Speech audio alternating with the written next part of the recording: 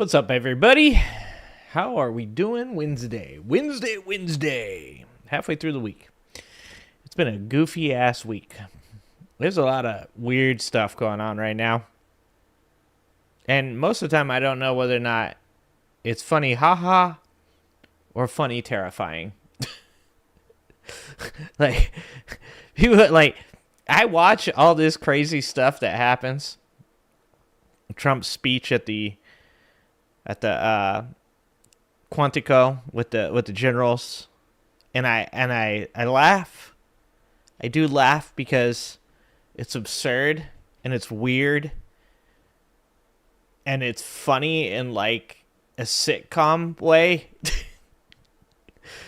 But if I spend more than a few seconds thinking about it, it becomes very terrifying.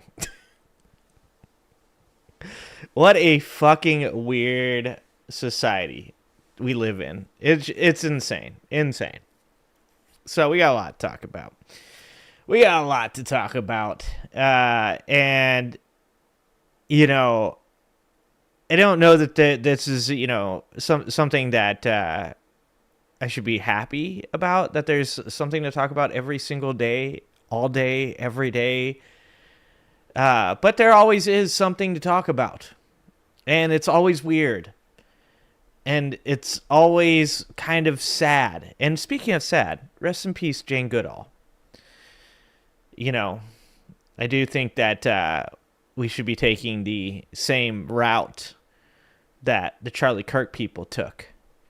And I think that perhaps if you have friends, family, co-workers that have chosen not to share their condolences for Jane Goodall passing today, I think you should be calling their employers. I think that maybe their employers should know that these people didn't love Jane Goodall and they shouldn't employ them anymore. Just saying, throwing it out there. What a crazy world. Somebody like Jane Goodall passes away. Well, there's plenty of people mourning Jane Goodall. But I guarantee you it's not the same people that mourn Charlie Kirk. I don't think there's a lot of crossover in that Venn diagram. Let's see who's in the chat. See how everybody's doing. Hope you guys are having a good Wednesday. Alan, you beat Woke Mike. Woke Mike, you're number 2. What's happening, Alan? What's happening, Woke Mike? What's going on, Roxanne? What's going on up? Philip November. Sees the title? Yeah, you saw the title. I hope you're ready. Like I said, there is some dumb shit in this world. Tammy, what's going on, Tammy? Let's see. Oh, yeah, there is plenty to laugh at, Roxanne. Plenty to laugh at. Sean, what is happening, Sean? Silent Siren, what's going on, Silent Siren? Let's see. Trump trying to look like Patton with the flag behind him was hilarious. I like that somebody called him General Fatten. Somebody called him General Fatten. Oh, man. It is so strange right now. James, what's happening? James, good evening to you as well. Liking the Black Boot official. Good job going to Black Boot. I like Black Boot as well. Jen! And you've got food? I haven't eaten yet. I'm going to have to eat. We are Jane Goodall. I can't even claim to be Jane Goodall. Jane Goodall was too good of a person. I can't even, like me just saying I'm Jane Goodall is like, it just doesn't do it justice. I couldn't even hope to be half the person that Jane Goodall is. But Greta's working on it. He hurts. What's happening? General Fatten, that's the new Muffin Top Kinks. General Kankle McTaco Tits Fatten.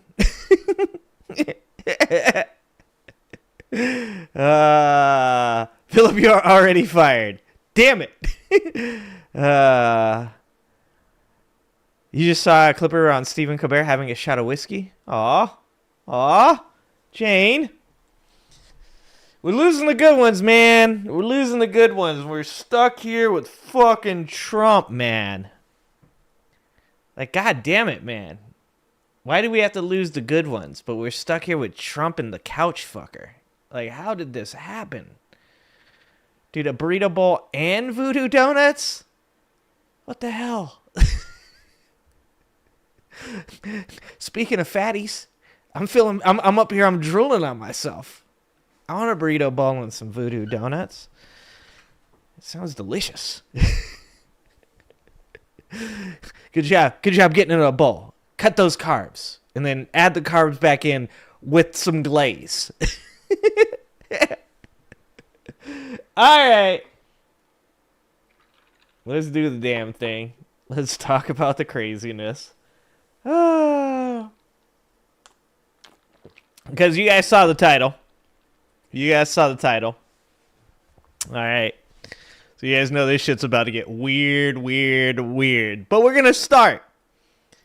We're going to start off with probably the least weird, but also the most weird story that we got so far. So what do you got? I know you guys know who Jacob Chansley is, right? You guys know who the QAnon Shaman is. And if you don't know who the QAnon Shaman is, I went ahead and queued up this video. It's from, let's see, 5 years ago? 3 years ago. To give you an idea of who the QAnon Shaman was, just in case you didn't know. Funny story for those of you who haven't been on my channel for a long time. There was somebody, I'm trying to remember, if you're still in my chat, say something, say present, okay? Here, all right?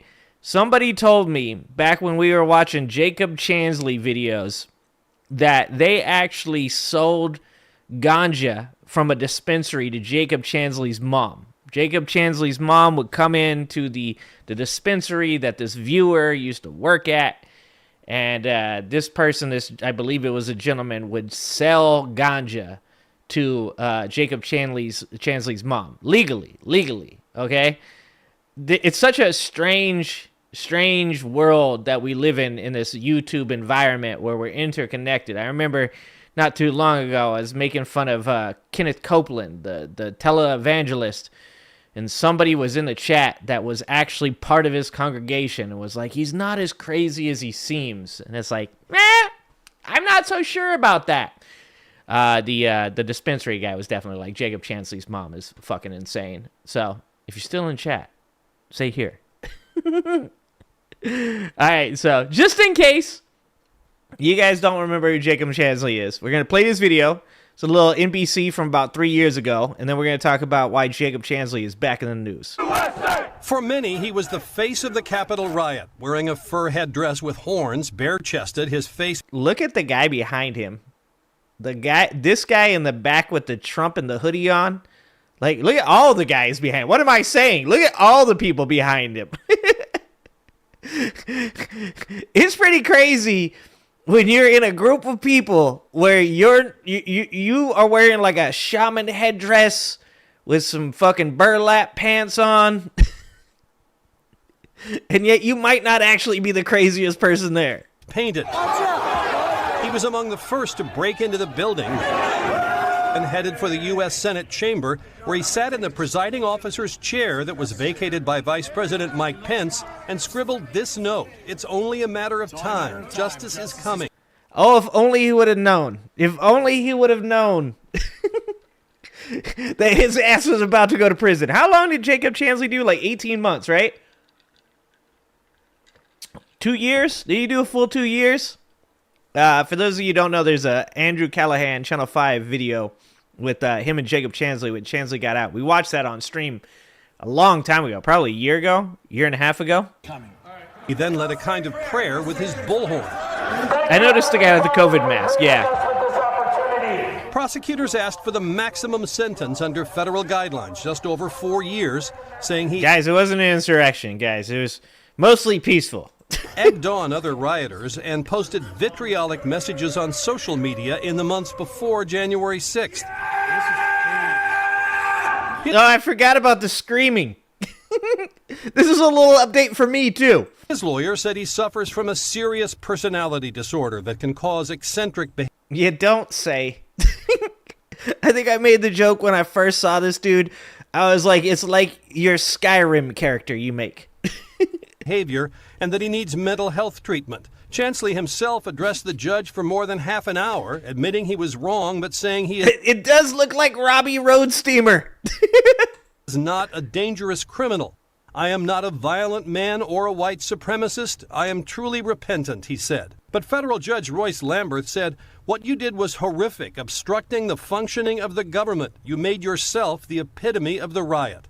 The sentence, 41 months, the low end of the guideline range. Chansley has been in jail since he was arrested. I don't think he did all 3 years, though. Maybe he did, though. In January, with credit for that time already served, he now faces 2.5 years in prison. Does not look crazy at all, guys. I don't know, actually. We have a striking resemblance. I might be related to this man. His lawyer says Chansley blames no one but himself. For having put himself in this position, he is absolutely embracing being held That's a nice tie. That is fashionable. accountable for that. This is one of the toughest punishments so far in the Capitol riot cases. It's the same as the sentence imposed last week on a New Jersey man who shoved a Washington, D.C. police officer and punched the officer's face shield. Of the 132 guilty pleas so Not violent, though, guys. Don't worry. Like, punching people in the face, not violent. far, just 16 have been in felony cases. Jacob Chansley is the fourth of them to be sentenced. The others received sentences of 14 months and 8 months. Tom? Isn't it crazy to look at this time and be like, that was actually, like, when these people were, like, going to jail and stuff, that was, like, actually a time of, like, some semblance of, like, logic and common sense? Is it not representative of how, like, crazy shit has gotten in this country that we look back at fucking COVID and Jan 6 and people being put on trial with Jan 6 and we're like, wow, those are actually, like, those were the days when, like, logic actually still had a hold, a grip on the society. That's how fucking insane it is right now, is that we look back on the QAnon shaman being put on trial and being convicted and sentenced to 41 months for storming the Capitol building as being like, well, actually, like, you know, those were the good old days. Because now, guys, what we have is a QAnon shaman who was pardoned by Trump is now suing him. Oh, how the turntables. Oh, my God, dude. What is going on in this country? It's the lead, isn't it? It's the lead in the water. I'm pretty sure it's lead. So, this is a News Nation article. The man known as the QAnon shaman is suing President Donald Trump for $40 trillion in a lawsuit that also includes Elon Musk, T-Mobile, Warner Brothers, and more. Look, guys, my wife asked me last night, she said, did you see that the QAnon shaman guy had sued Donald Trump? And I was like, yeah, for something like $40 trillion. And when I said that, I was like, that number has to be wrong. I was like, I think maybe it was like 4 trillion, like, you know, like, or, you know, 4 billion, 4 million. No, guys, I was right on the money. $40 trillion. Jacob Chansley wants more money than the United States government owes everybody combined. I don't know, like, people right now are like, that's crazy. But is it crazy in today's America? Because I don't think so. I think it's par for the course. I think at this point, Jacob Chansley suing Donald Trump for $40 trillion, like, that should be on somebody's bingo card at this point. Somebody's like marking that shit. Yep, I saw that one coming. All right. I mean, come on, man. It's the Tylenol. Is this the Tylenol, Alan? The Tylenol do this shit?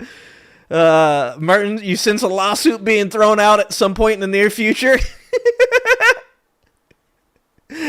Do you? I don't know, man. Maybe they get like, maybe he gets like an anti-Trump judge or something like that. That'd be fucking amazing, to be honest. Logic and sense does not matter anymore, James. You are sadly right on with that. In the 26-page complaint, Jacob Chansley claims he is the true American president and accused film directors Christopher Nolan and James Cameron of plagiarizing his writing. Do you guys remember there used to be this guy that, like, was in chat that claimed, like, people stole the shit that he said? You guys remember that? That was pretty crazy. Like, it crosses over the political lines to crazy. I mean, it's definitely more on the right, but Christopher Nolan. So is Jacob Chansley trying to say he wrote Avatar? I don't really remember a Christopher Nolan movie. Wait, The Dark Knight? Was Christopher Nolan The Dark Knight? Or was that Michael Bay? I'm not good with producers. He's the true American president, guys. Jacob Chansley. I don't know, at this point I kind of take Jacob Chansley. I'm not going to lie. I'm actually, at this point, I'd be willing to take Jacob Chansley over Donald Trump. I mean, he probably wouldn't piss off China as much. I bet the farmers would take the fucking QAnon shaman. He also accused the National Security Agency of using actress Michelle Rodriguez's likeness to persuade him to use his shamanic abilities to deal with otherworldly matters. Oh my God. What does that mean? What does that mean? The NSA used Michelle Rodriguez's likeness to persuade him to use his shamanic abilities to deal with otherworldly matters. Like, did he stop an alien invasion, guys? Were we about to get invaded and they used Michelle Rodriguez to honeypot the QAnon shaman? I mean, it just kind of sounds like he's just saying he jerked off, but I mean, that could have happened too. The spear-carrying rioter's horned fur hat, bare chest, and face paint made him one of the more recognizable figures of the January 6, 2021 assault on the U.S. Capitol. Just call it an insurrection. It was an insurrection. Chansley pleaded guilty to a felony charge of obstructing an official proceeding in connection with the Capitol insurrection. He was sentenced to 41 months in prison in November of 2021 and served 27 months. I was pretty close. I said 2 years. Before being transferred to a Phoenix halfway house in March 2023, Chansley grew up in the greater Phoenix area. Oh, he's an Arizona person. I blame Redonk. This is definitely Redonk's fault. I bet you Redonk knows Chansley. Chansley was among the hundreds of people sentenced in relation to Capitol riot-related federal crimes. Authorities said Chansley was among the first rioters to enter the Capitol building, and he acknowledged using a bullhorn to rouse the mob. I wonder if he used Michelle Rodriguez, though. He was later pardoned by Trump. What is this world? Come on, guys. Do me a favor. Show me a news story from Biden's time that involves Joe Biden pardoning somebody that wore a fur-horned hat and then claimed to be the president of the United States and also claimed he is honeypotted by the NSA using Michelle Rodriguez. I dare you. Find it for me. You think he smoked too much weed? I think he might not have smoked enough. It's the med beds.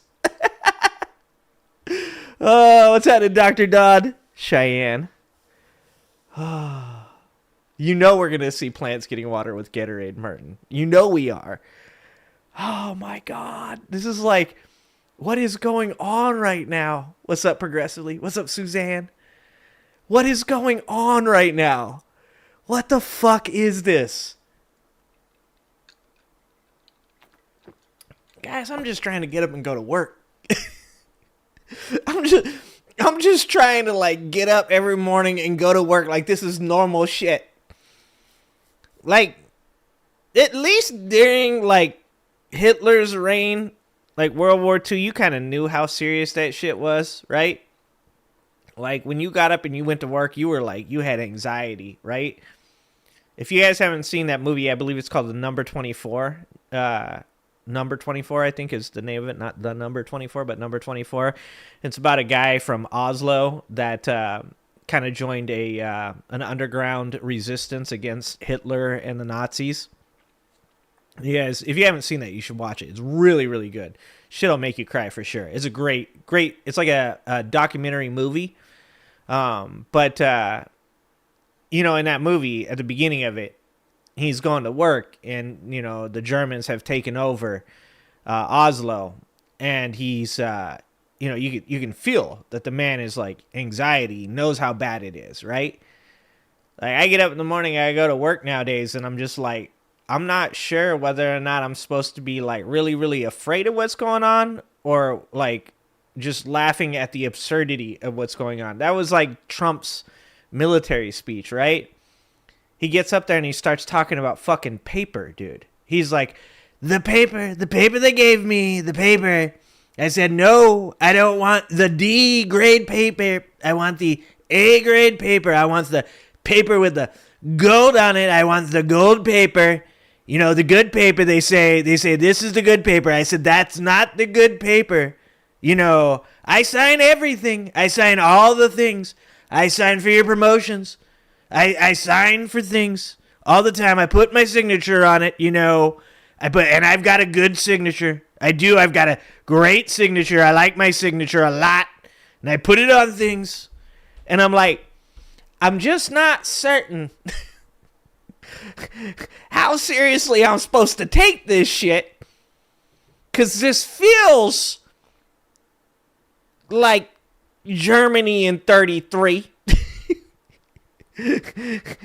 But at the same time, it also feels like we're about to put Brondo on the crops. How do you fight this? How do you fight this? Jay, what's happening, Jay? What's going on, Chanel? Is it hell? I don't think hell would be... I don't know if I could be laughing in hell, right? Maybe I could. Maybe I'm just like that soulless of a ginger. Maybe it's possible. All right, but if you thought that's as weird as this show was going to get, oh, you are wrong.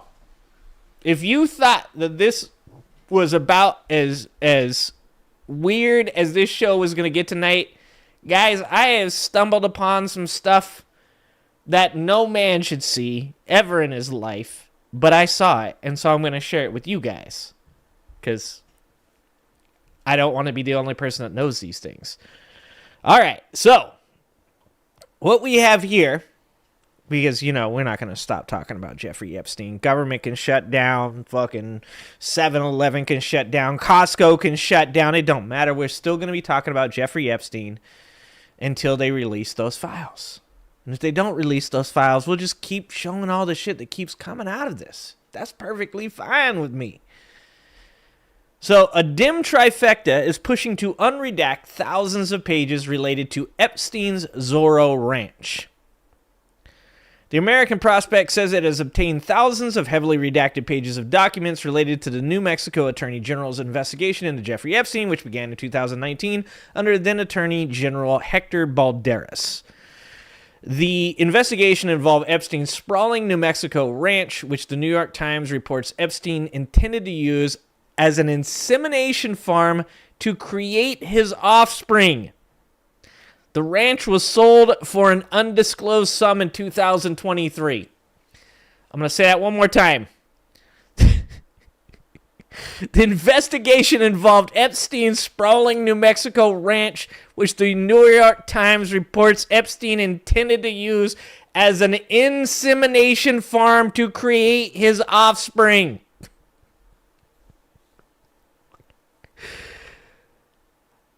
What?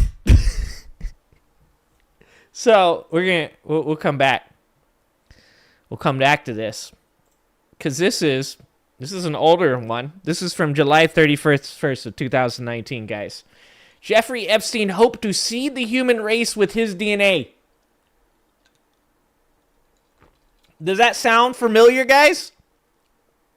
Does that sound like somebody else that currently is paying a lot of money to Donald Trump to get his AI in the government?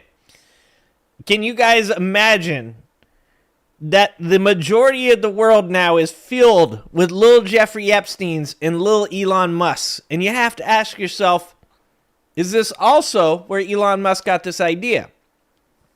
So here we go. Jeffrey Epstein, the wealthy financier who is accused of sex trafficking, of course, this is back in 2019, had an unusual dream.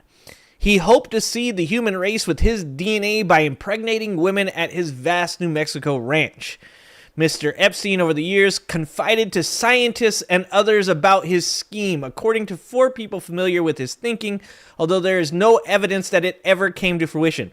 And this just raises so many fucking questions about people like Bill Gates, right? Like all of these people that were still going and seeing this dude after 2009. Like, Jesus Christ, what, when they say he was talking to scientists, which ones? We need to know this. Okay. Mr. Epstein's vision reflected his long-standing fascination with what has become known as transhumanism. You gotta be careful saying trans around the conservative. That triggers them. The science of improving the human population through technologies like genetic engineering and artificial intelligence. Critics have likened transhumanism to a modern-day version of eugenics, the discredited field of improving the human race through controlled breeding. Mr. Epstein, who was charged in July with the sexual trafficking of girls as young as 14, was a serial illusionist? Was he the magician? What is a serial illusionist? What is this shit? Okay, we gotta click this one. We're gonna go deeper. We gotta go deeper. Jeffrey Epstein's fortune may be more illusion than fact. So are they saying that, okay, much of that appears to be an illusion, and there's little evidence that Mr. Epstein was ever a billionaire? Okay, so that's what they're not saying like he was like fucking David Blaine. All right. He lied about the identities of his clients, his wealth, his financial prowess, his personal achievements, but he managed to use connections and charisma to cultivate valuable relationships with business and political leaders. Here's my problem when they say this kind of shit. So if it's all an illusion, then how the fuck did he own 2 islands, like, you know, multiple pieces of very, very expensive real estate, including apparently a ranch where he was going to inseminate women?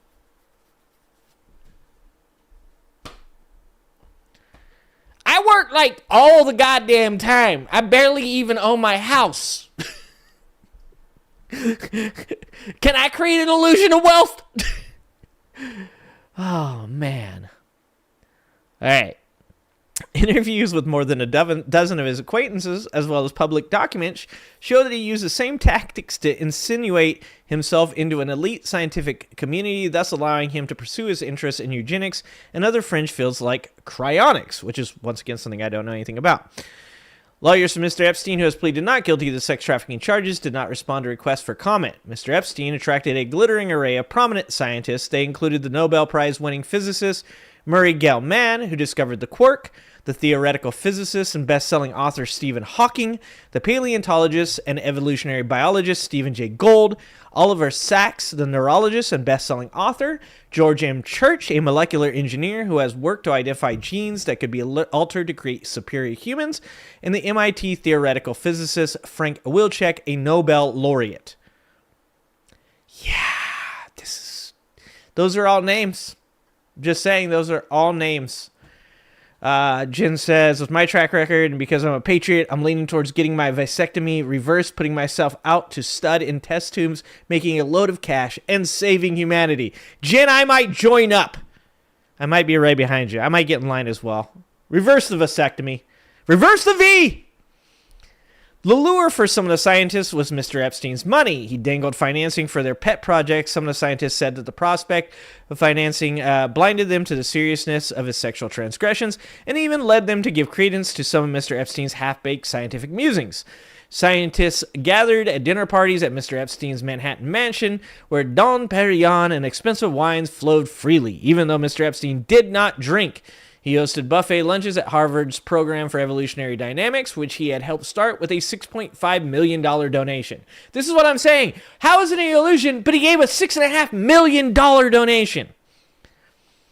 Others flew to conferences sponsored by Mr. Epstein in the United States Virgin Islands and were feted on his private island there. Once the scientists, including Mr. Hawking, crowded on board a submarine that Mr. Epstein had chartered.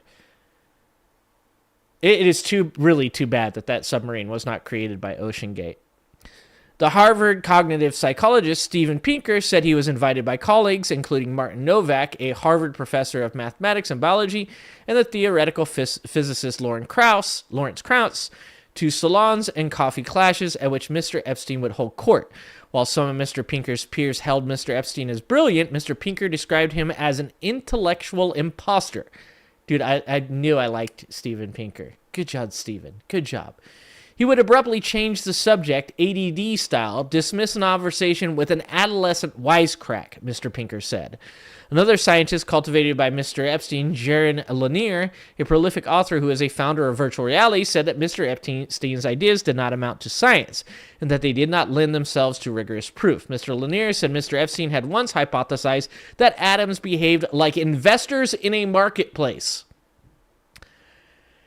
So this is from that article here. On multiple occasions starting in the early 2000s, Mr. Epstein told scientists and businessmen about his ambitions to use his New Mexico ranch as a base where women would be inseminated with his sperm and would give birth to his babies, according to 2 award-winning scientists and an advisor to large companies and wealthy individuals, all of whom Mr. Epstein told about it.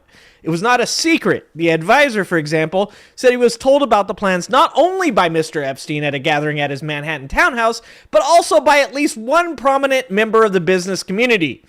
One of the scientists said Mr. Epstein divulged his idea in 2001 at a dinner at the same townhouse. The other recalled Mr. Epstein discussing it with him at a 2006 conference that he hosted on Epstein Island. The idea struck all 3 as far-fetched and disturbing. Like, what are we talking about? Once at a dinner, Mr. Epstein's mansion on Manhattan's Upper East Side, Mr. Lanier said he talked to a scientist who told him that Mr. Epstein's goal was to have 20 women at a time impregnated at his 33,000 square foot Zorro Ranch in a tiny town outside of Santa Fe.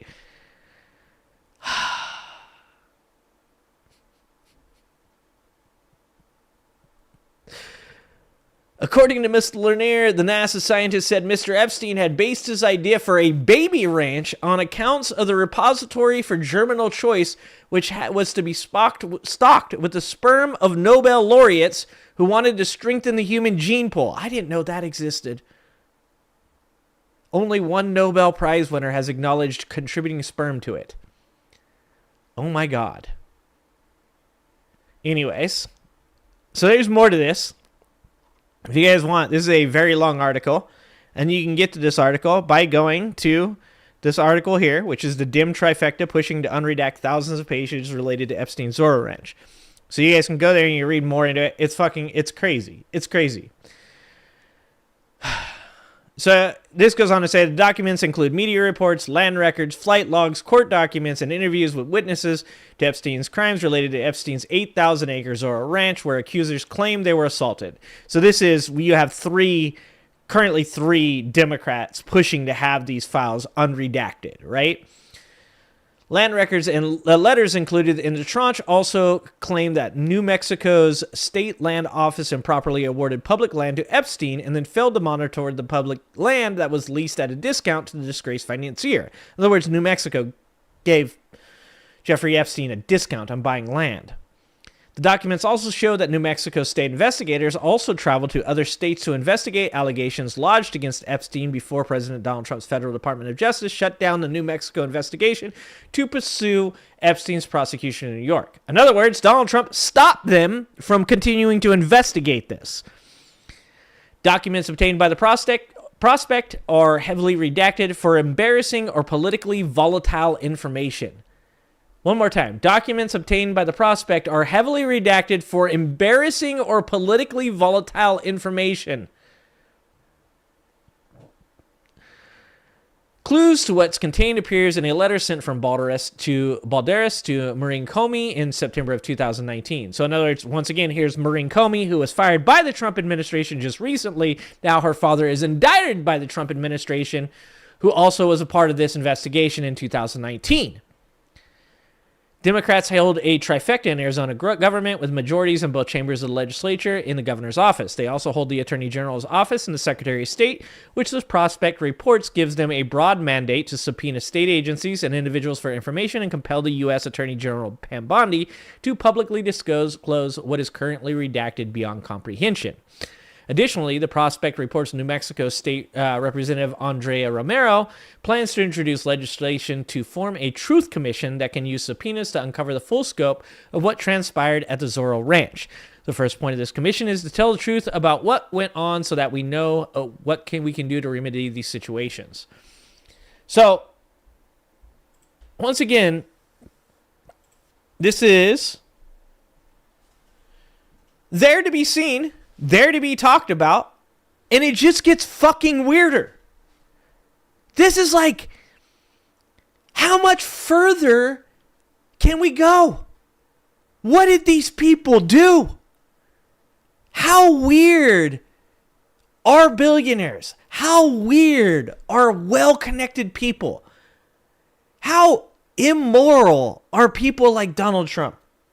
I was just talking to somebody today, just seen the Charlie Sheen documentary.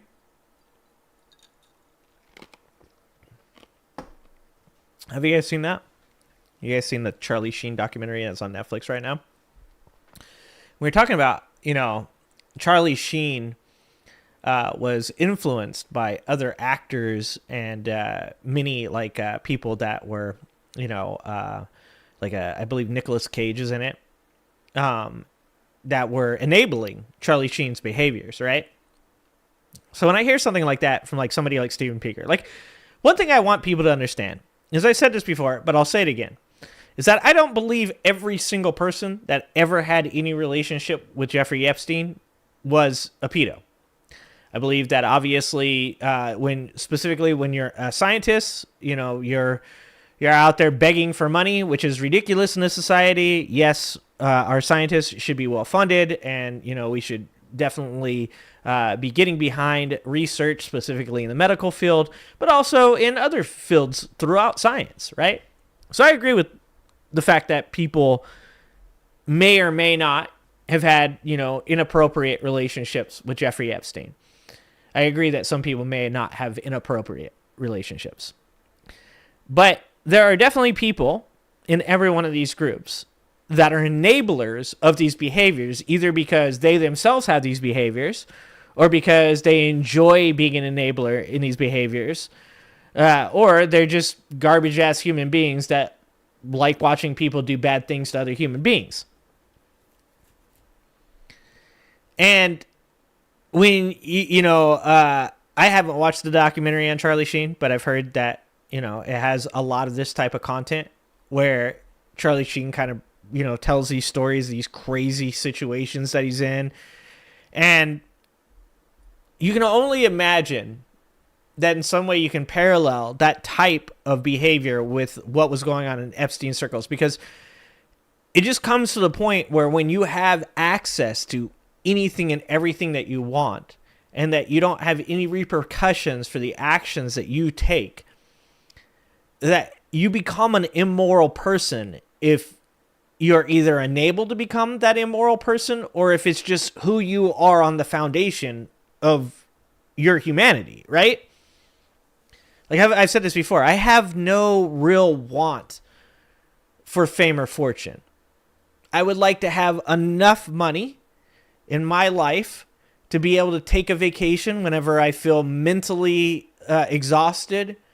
I would like to have enough money in my life to not work all the time and to be able to spend more time doing things that I enjoy, like reading books and studying philosophy and understanding, politics and economics. Those things are really important to me, and I would like to be in a place where I could do those things more often. But I don't need so much money that I no longer feel consequence. That when I don't need to be famous, so famous that when a cop pulls me over, that I get to go and do whatever I want. I just get to leave. I think that people don't understand what type of corruption does come from that type of fame. I would like to have a voice that is big enough that I can help people. I would like to be able to be famous enough to be able to have an impact positively on America, on people that are, potentially in a really bad place, like minorities, like LGBT people. I would like to be able to have a positive impact on culture, but I don't want fame or fortune in the manner that I think a lot of people in this circle, Epstein, Trump, these types of people want, because they don't want just fame or fortune. They want the ability to do whatever they want without repercussions for their actions. And I think that's the big difference. Like, people sometimes will say, oh, you don't like rich people. What about the fact that Bernie has a couple houses? What about the fact Obama has a beach house in Florida? And I want to make that clear, is that I don't have any problem with people being wealthy. I have a problem with people being immoral. And so many of these billionaires are very immoral people. And I think that really there's no better representation of exactly where this kind of stuff goes as far as like a bad place than what's going on with Epstein and all the people that are connected to Epstein. Let's get to Trump's Lil Johnson and Marco Rubio and the RNC always crashing grinder. You want me to watch that? Yeah, okay, we can watch that. We can watch that next. Well, let's do this first. I guess we could get back to this. Let's go ahead. Let's do, you want to see the gay Republican stuff? Is that what you guys want to see? Jay, you are wore out. I think most of us are, Jay. I think most of us are pretty exhausted. And we're going to keep doing it, like that's what we do, right? We put our head down, we work hard, and we get through it, right? So, all right. Let's watch. So this is a video. I hadn't watched very much Humanist Report recently. I try to make sure that I'm not always just watching the same stuff, because I want to give everybody a good, view of the entire left ecosystem. So we've been watching more of the other stuff. We're always watching Titus, and we watch a lot of Kyle Kalinske too. But the Humanist Report just put out this video. And Mike, being a person within the LGBT community, I think, speaks well to these kind of things, and gets to ride some lines that maybe I don't get to. So I thought this was a good way to watch this video and have him talk about it. And this is the Humanist Report. Mike's video on anti-gay Republicans can't stop getting caught up in the gayest scandals imaginable. So let's watch this video and we'll talk about it a little bit. I swear to God, the Republicans who are trying to impose a Christian nationalist theocracy on all of us would be some of the first people thrown into the gulags that they want to build, because as much as they say they hate gay and trans people, they somehow always end up inadvertently revealing how much they love gay and trans people when nobody else is looking, if you're picking up what I'm putting down. We are. Oh, that's a great pause. For those if you guys don't follow on social media, there's a page, I think it's the Reich Wing, R-E-I-C-H, Reich Wing Watch, and they out all of these MAGA supporters, MAGA politicians that are all anti-LGBT, but then get caught for either being pedos or also for obviously being outed for being in the closet. Not keeping track, there's Bridget Ziegler, the co-founder of the notoriously anti-LGBTQ organization Moms for Liberty, who was having sex with women. And wasn't she also, hold on, so wasn't Ziegler also the one that has the politician husband as well, and they were in a throuple, and didn't the husband do something to the third party that got him in trouble? Wasn't there a whole kerfluffle around that? Matt Schlapp, the chair of CPAC, who was accused of groping multiple men. In fact, he settled with one accuser for nearly $500,000. Yeah, you don't really give $500,000 to somebody unless she did that shit, right? For all the shit I've done in my life and for how much I make jokes about me being gay and stuff, I've actually never groped a dude. Just so y'all know. But if I did, and I didn't want you guys to know about it, and that motherfucker was suing me for $500,000, I would pay that shit. There's Randy McNally, Tennessee's lieutenant governor who voted... Yeah, he beat up the woman. That's what I thought. See, that's what I thought, James. Like, a thruple kerfluffle. in favor of anti-gay policies, despite leaving heart and fire emojis in the... Oh, hell yeah. Dude, he doesn't even have a burner account. How do you not have a burner account? How are you on your IT Governor McNally? How are you on your normal account just posting the hearts and the fire? comment section of an Instagram Twink's thirst traps. There's Jesse Lee Peterson, the anti-gay radio host and pastor who forgot to log out of his main Twitter account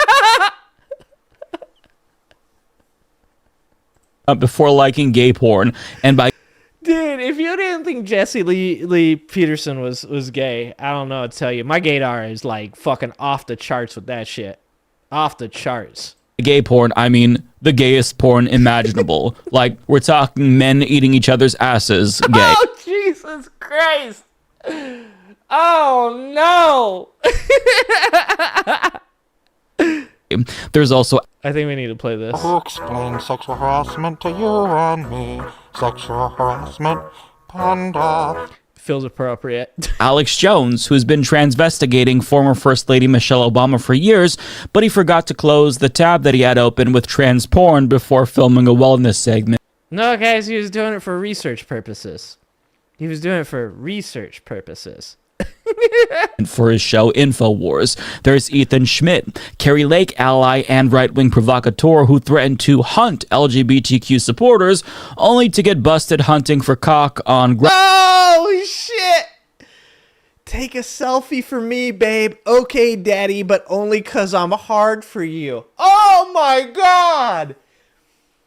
Bro, like, I don't know. Maybe y'all do this stuff, but I don't be sexting. I don't be sexting. Hell yeah, I'm down. Do you? Yeah, I do. I love when a guy's milk gets in my beer. Oh my God! Bro! Oh my God, you can smack me with it.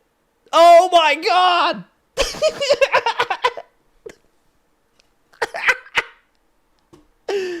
Oh shit!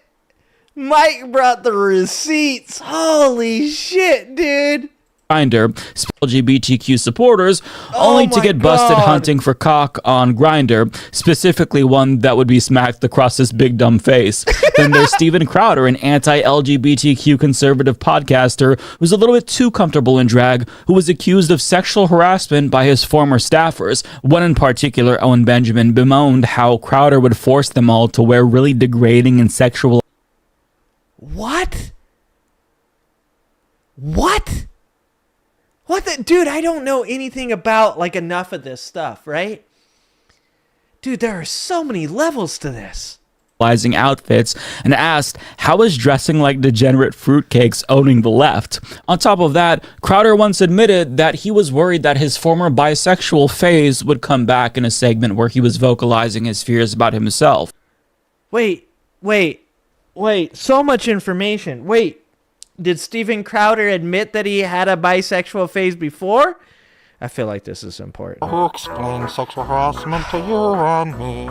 Sexual harassment, panda. I just feel like we should play that a couple more times. I'm afraid, frankly, that he used to have a bad temper. I'm afraid of it coming back. I'm afraid of Mr. Hyde rearing his ugly bisexual head. That was a short phase.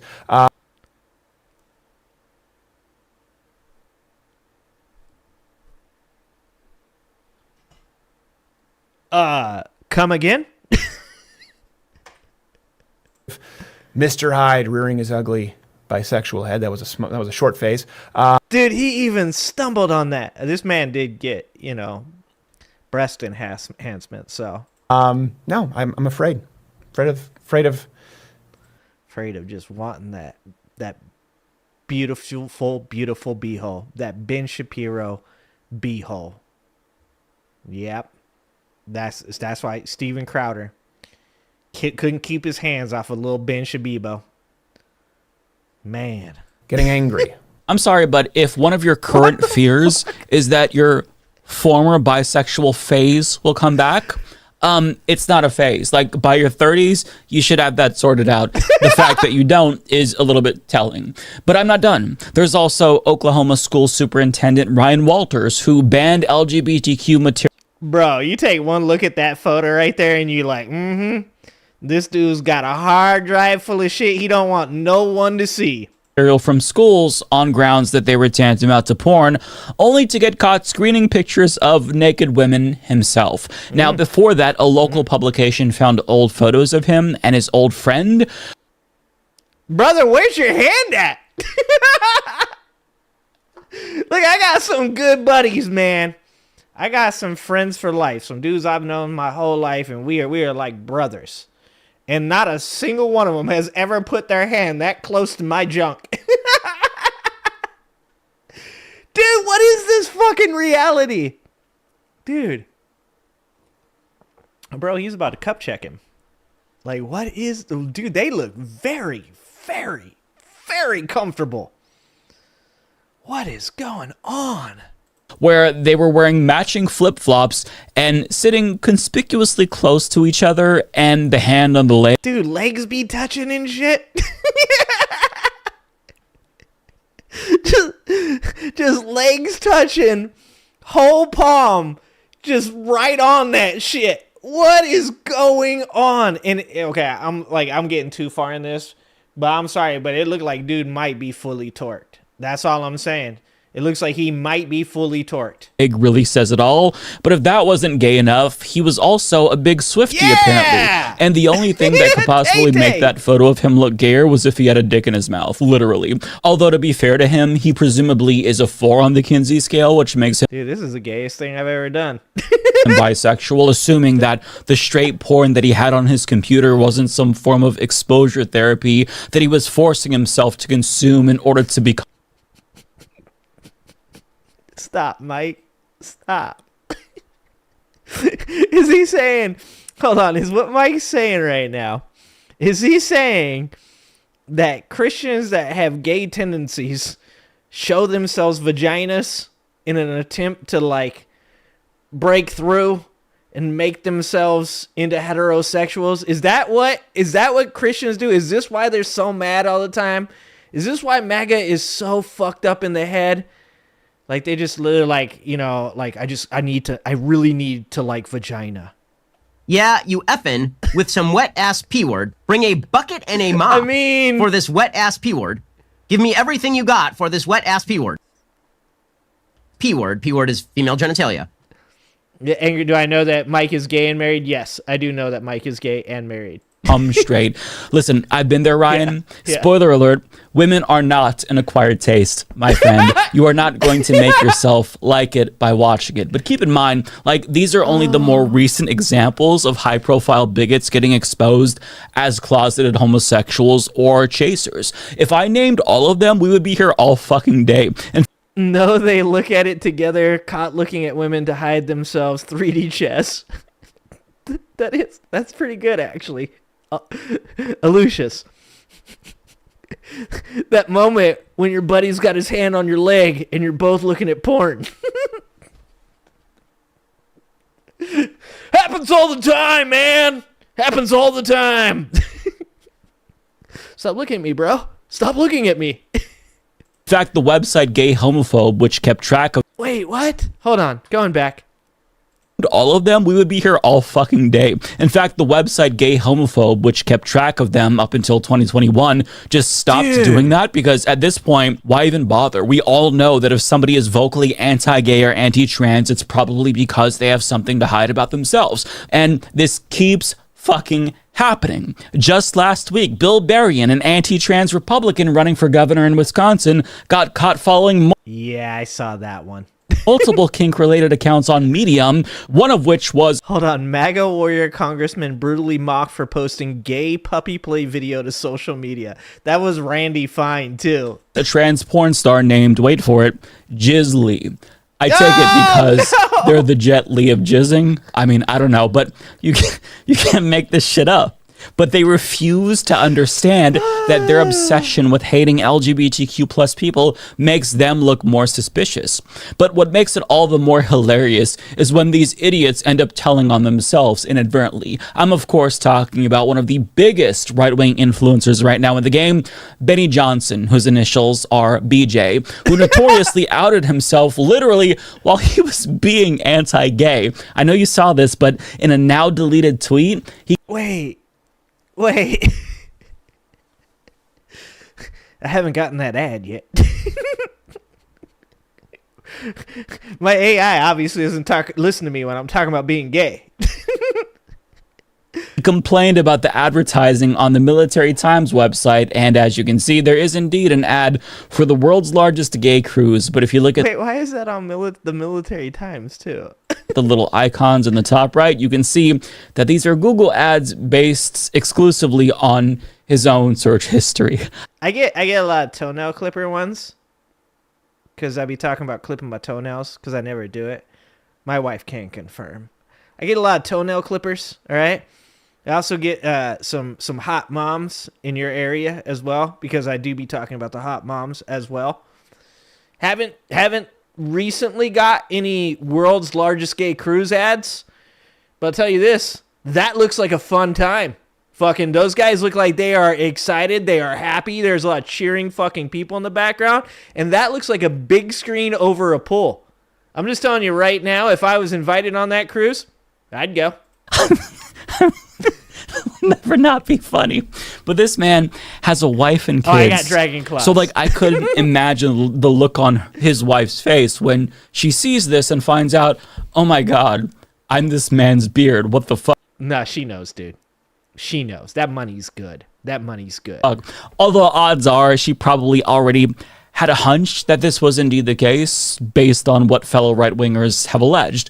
Back in March, so-called ex-gay Milo Yiannopoulos tweeted, which happy-go-lucky podcast host gets trashed and has sex with young boys in the latter's hotel rooms at Turning Point conferences, leaving his wife weeping in the arms of other men downstairs amid the APAC leaflets and trestle tables? He follows up by saying his initials are BJ, and that's how 1,020-year-old male Turning Point volunteers will remember him. I don't want Milo Yiannopoulos to come back, but if he's going to stay on Twitter and just talk shit to Benny Johnson, I am totally okay with that. Now, 1,000 might be a bit hyperbolic, although, on second thought, maybe he's making a more conservative estimate when he says 1,000. But even though Milo Yiannopoulos isn't the most reliable source, someone who is reliable corroborates. I don't know, he's kind of an expert. In my opinion, if you could trust Milo Yiannopoulos on anything, it's on like gay hype, right? Like gay rumors. I bet you could trust him on that. That this is conduct from Benny Johnson at large gatherings where there are other men who like other men, specifically back in his BuzzFeed days. So Saeed Jones explained on Blue Sky, I made out with Benny Johnson at an empty dressing room at a BuzzFeed holiday party in 2013. It haunts me to this day. Anyway, it's funny that he's done literally everything but come out of the closet. Men will literally become traitors to their country rather than go to therapy. He goes on to explain, everyone got sloshed because of the open bar. Benny and I went into a dressing room and started kissing. Would have gone further, but he said something cringe enough to snap me back to my senses. I rolled my eyes and left. Okay, this is like 100% confirmation that this happened because that does sound like Benny Johnson.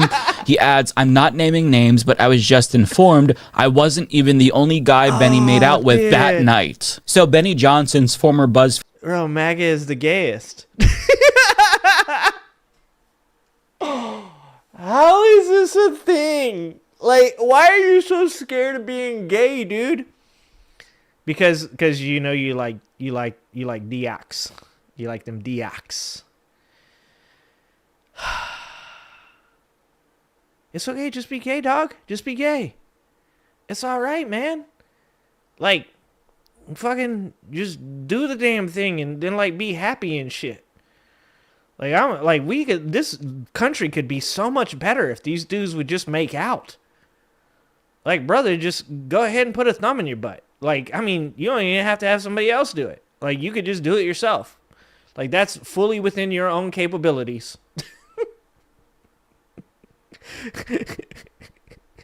Like, can't we just get past this shit, man? Like, just go make out with a dude. It's okay. We'll fucking get you a flag and shit. Like, I will 100% send Benny Johnson a flag. I'll be like, dude, welcome to the party. I'm so happy for you. I'm glad that you are finally feeling like yourself and you are willing to join up in the happiness, the gayness of this society.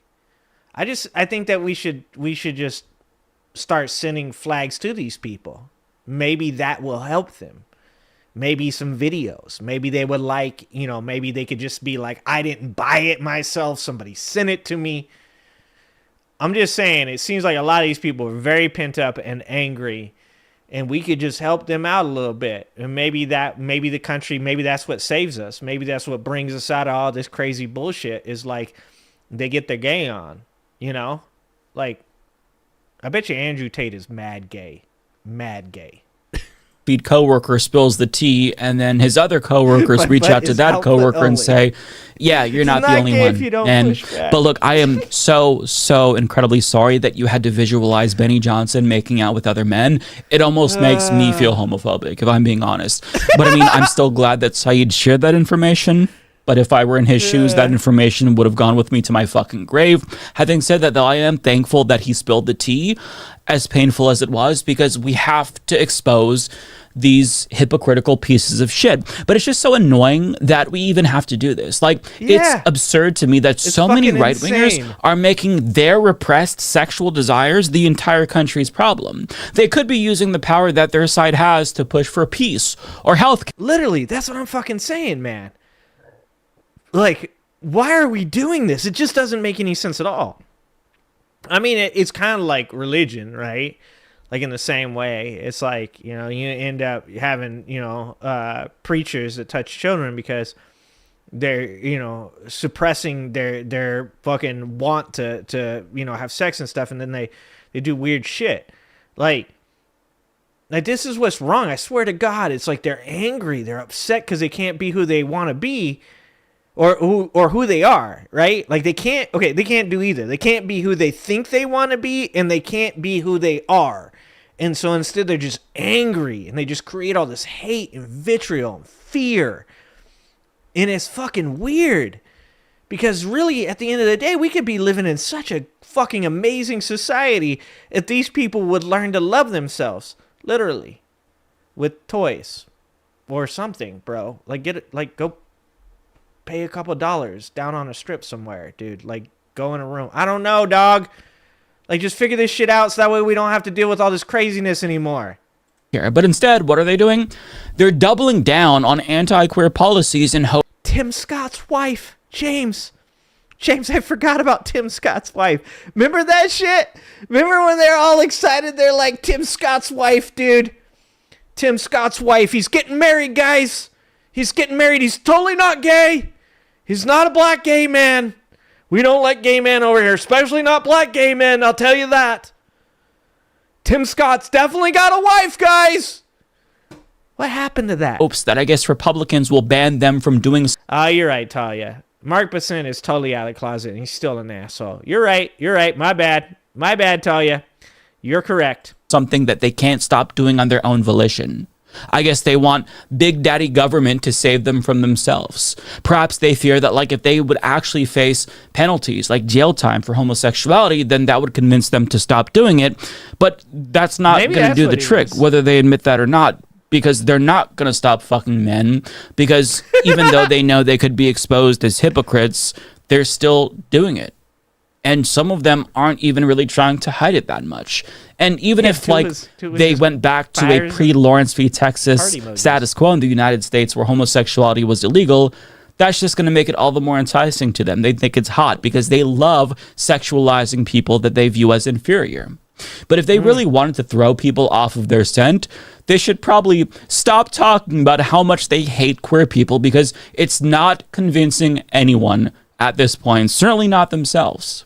They've apparently never heard the phrase doth protest too much because these motherfuckers never stop protesting. They never shut the fuck up. But you know who does shut the fuck up? Lindsey Graham. Everybody knows Lindsey Graham is gay, but nobody really talks. Yeah, Lindsey Graham's like, I ain't gonna say it. Goddamn. I am so upset, sir, about the way that these men have been talking to your family. Like, he is a Southern belle, if you have ever seen one. And that's okay.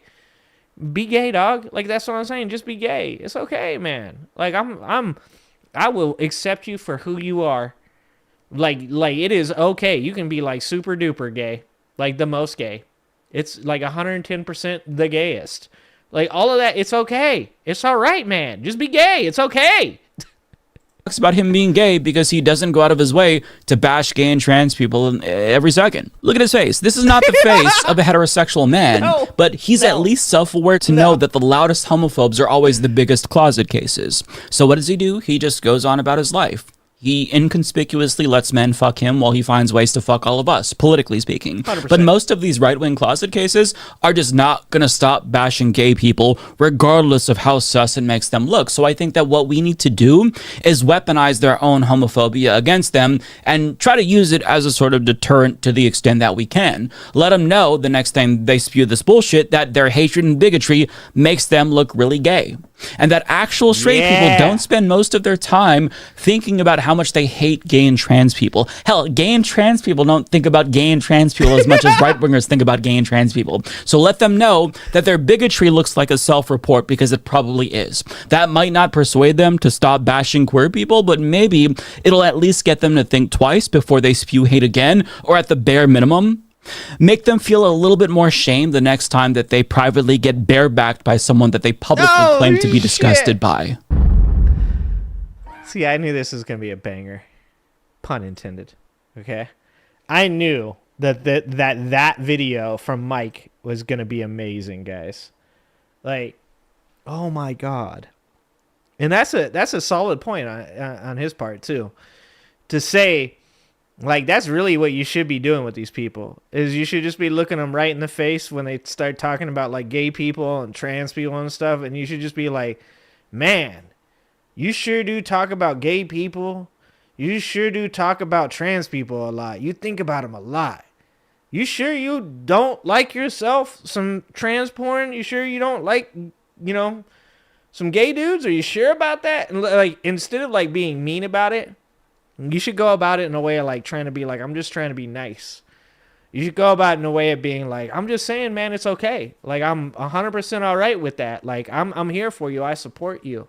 Like, it seems like that you talk about being, people being gay a lot. Like, a lot of gay people. Like, you are very interested in following the lives of gay dudes. And it just seems like that's something that you're into. And if that's what you're into, brother, I support you. Like, that's what we need to start doing with these people.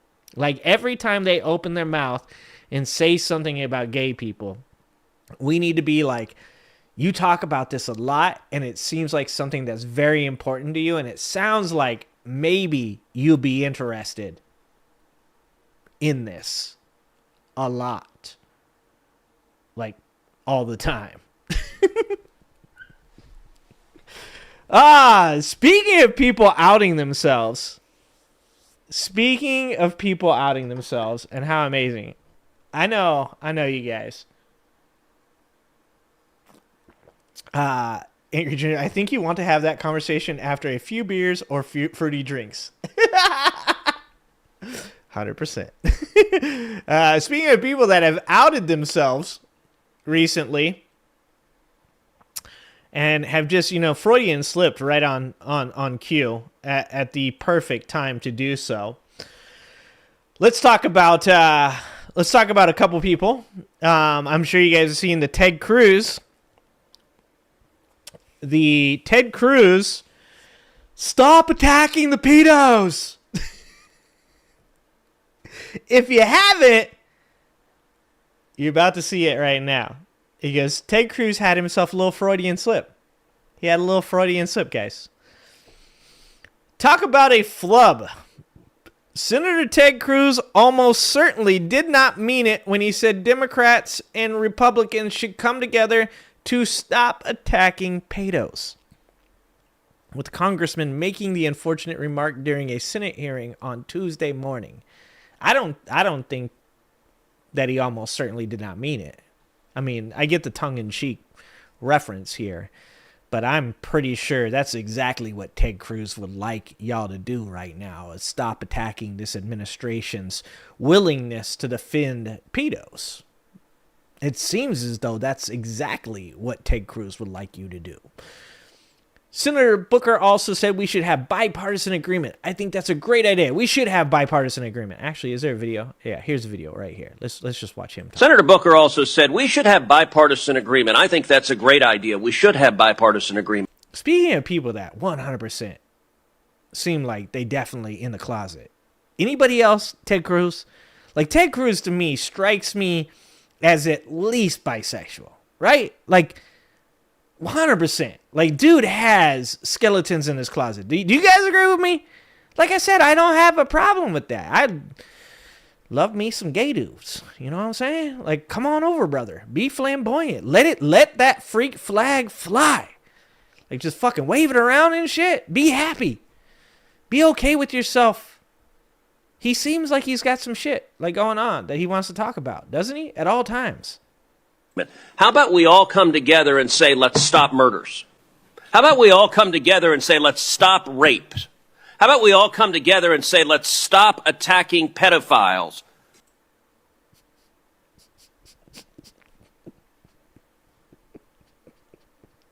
How is that a flub? That's not a flub. What do you mean? Like, that's not even a flub. Like, what was he gonna say there? What was he gonna say there? Somebody tell me what he was going to say there. How the fuck is that a flub? I want that one more time. That's what Ted Cruz said. That's what Ted Cruz said. Let's get that one more time. Come together and say, let's stop rape. How about we all come together and say, let's stop attacking pedophiles? What do you mean? Like, what is the flub? What?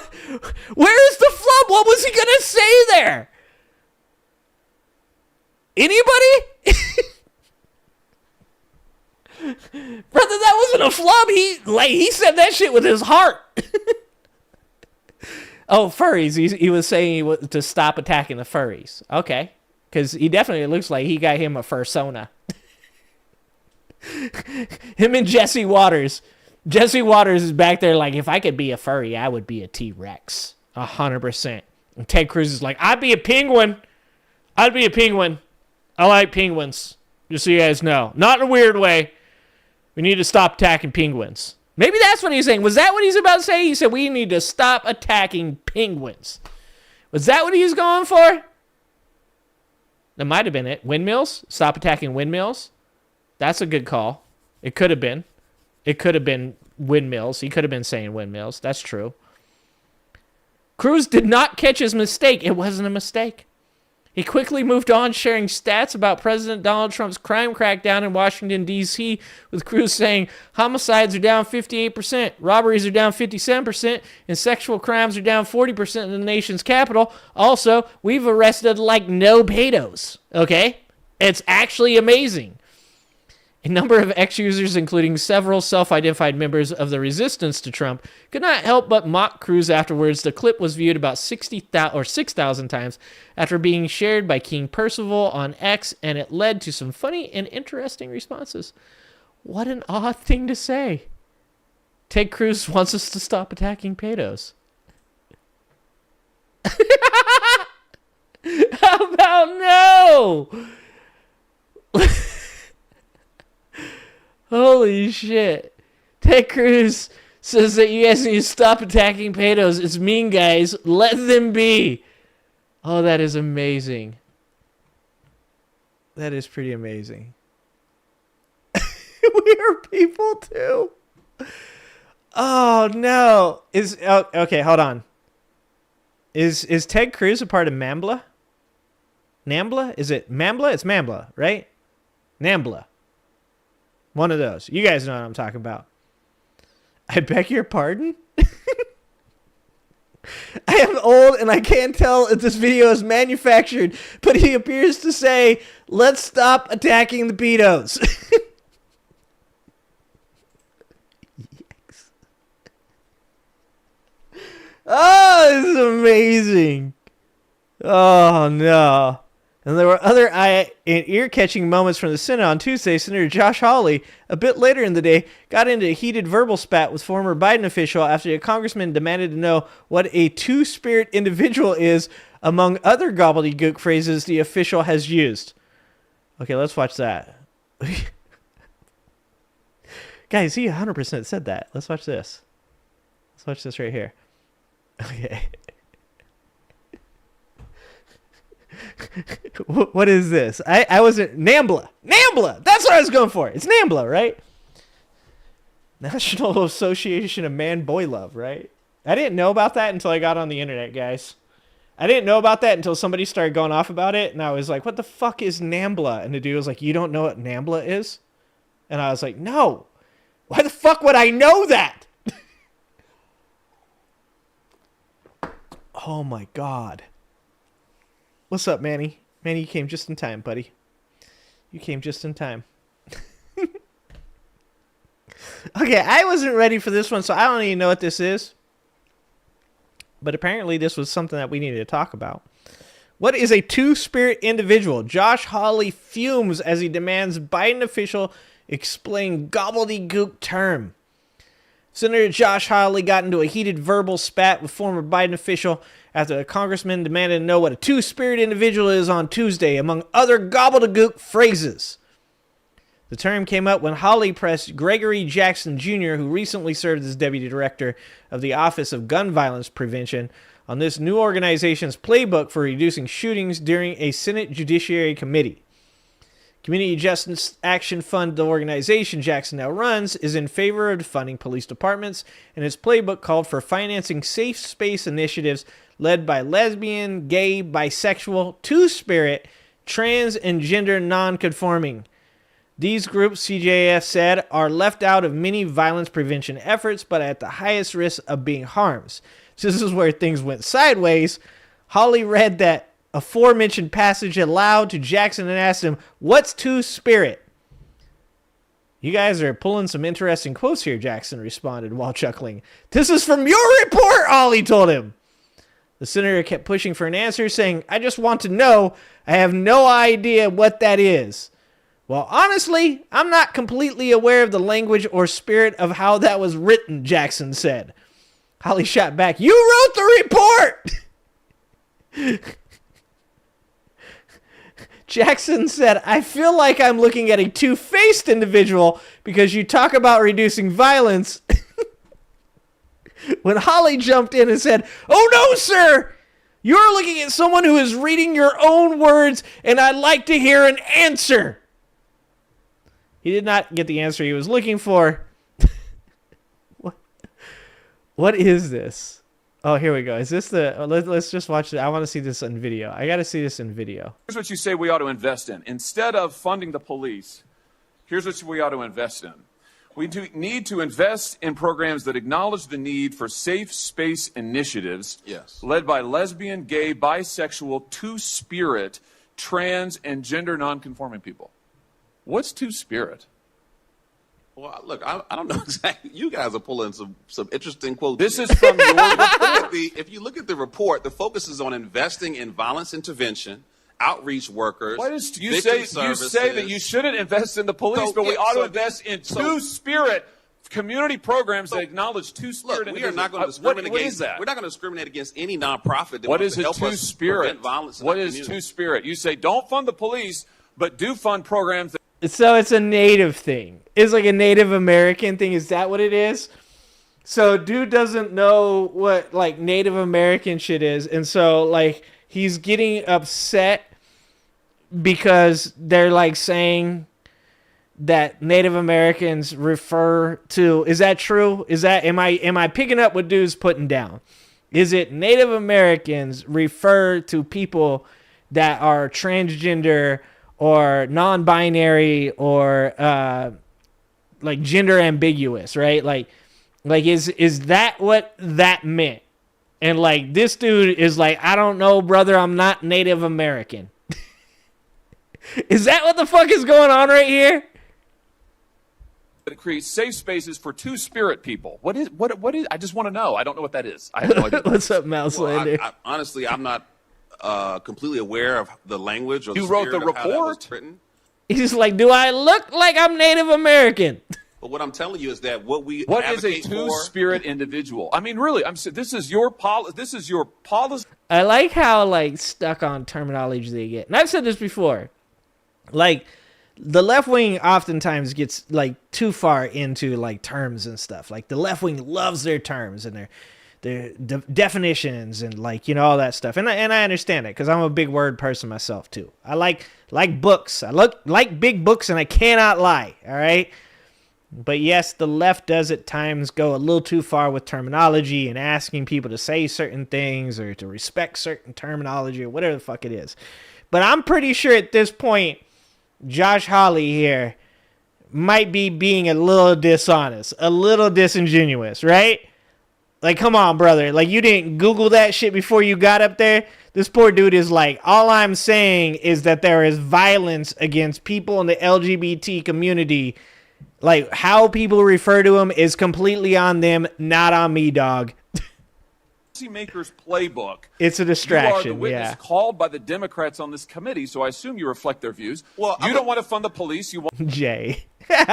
want to fund safe spaces for two-spirit individuals. What is a two-spirit person? I wish he knew. Oh, here we I feel go. like I'm looking at a two-faced individual because you talk about reducing Oh, no, sir. violence. You're looking at somebody You're who's also reading you speaking your out own against words, and I'd like to hear an violence answer. programs. Here's the answer. The answer is you don't have any solutions. You want to invest in gobbledygook and take away money from police officers who actually keep our communities safe, and when you're called on the record, you deny it. Bro, he's so dishonest. It's all there in black and white, and your record is there in black and white, and it's a disgrace. We reduced homicides by 31%, and as someone who's been shot and nearly killed, I take offense that you would think that I the take last offense 13 that you years won't answer my were not questions, focused on that you reducing deny your violence. own words, and that you are leading this committee astray. And frankly, sir, your policies are absurd. Bro, Josh Hawley. This is like Republican, like fucking porn right here. They're like, oh yeah, he got it so good. We don't understand words. Like, I'm pretty sure I just figured that shit out without even knowing, right? Like, at least that's what chat's telling me. Chat's telling me I'm right, so I'm feeling pretty good about that. I'm feeling pretty good. Like, I figured that out without even knowing. Look at that. Look at that. He just, like, dude, when it's the same thing with the defund the police shit. Like, sure, are there people out there that when they say defund the police, they mean literally, like, get rid of the police? Yeah, of course there are people that believe that, but they're very few and far between. Most people that say the words defund the police mean that we shouldn't have fucking, like, riot Humvees in towns that only have, like, 3,000 people. When they say defund the police, they mean that instead of buying them all kinds of new gear and crazy shit, that we should be investing in, like, mental health training, or perhaps even sending a mental health worker with these people. Like, people that say defund the police aren't talking about, like, literally making the police just disappear and go away. They're saying that the way that the money is being used for our police is incorrect. And when you talk about the fact that in the United States of America, that police go through at the most like 6 months of training somewhere, and at the least something like 3 months of training. So somewhere between 3 and 6 months of training before they're allowed to go out on the street and police the populace. There's a lot to be said about how we get these people out there and what they do and how they do it. But no, I get it. I get it. Like, distract by being like, look at this funny word he used. And like I said, I do think that the left should be better about, like, playing this game. I think the left wants to be super fucking inclusive, and they want to, like, you know, include all the terminology of the different people and shit like that. But they got to remember who the game they're playing is with. And the game that they're playing and the person on the other side, their opponent in this game, is dishonest, they're disingenuous, they're mean-spirited, mean-two-spirited. So they gotta realize that shit. And I've said this before, like, when people are like, don't say homeless, say unhoused. I'm like, I'm gonna say homeless, dog. I'm going to say homeless. You know why? Because they're homeless. I've been homeless. I don't take offense to people saying homeless. I don't give two shits. We got to stop being so concentrated on, so anal retentive on how language is used. And that goes for both sides, because obviously Josh Hawley being very dishonest, and on the other side of that, come on, lefties, you know that they're going to do that shit. You know he's going to sit up there and be like, what does two-spirited mean? I mean, are we serious right now? Also, I think Josh Hawley might be a little gay, too. All of them are pretty gay. Just saying. Okay. All right. I had to see what that was. I didn't know what it was, but that's pretty funny. All right. So we got to get back. We got a couple more things to talk about here. As far as the Epstein stuff goes, we had a nice little break there, but back to it, right back to it. Let's talk about Alan Dershowitz's advocacy for his close friend Jeffrey Epstein exposed by emails. Now, mind you, this is a guy that a lot of MAGA people like to reference. Oh, well, here's Jeffrey Epstein's lawyer. He knows more about all of this than anybody else. Jeffrey Epstein's lawyer. He can be trusted. No, he fucking can't. None of these people can be trusted. So let's talk about it.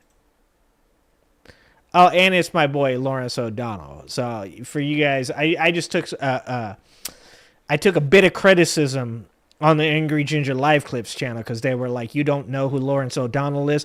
I don't watch the news, guys. I don't. I never watch the news. I never was aware of the CNN or the MSNBC or any of this other shit. I knew it existed. I didn't watch it. I watch football, okay?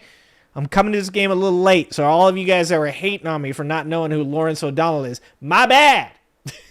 My bad. Anyways, this is Lawrence O'Donnell.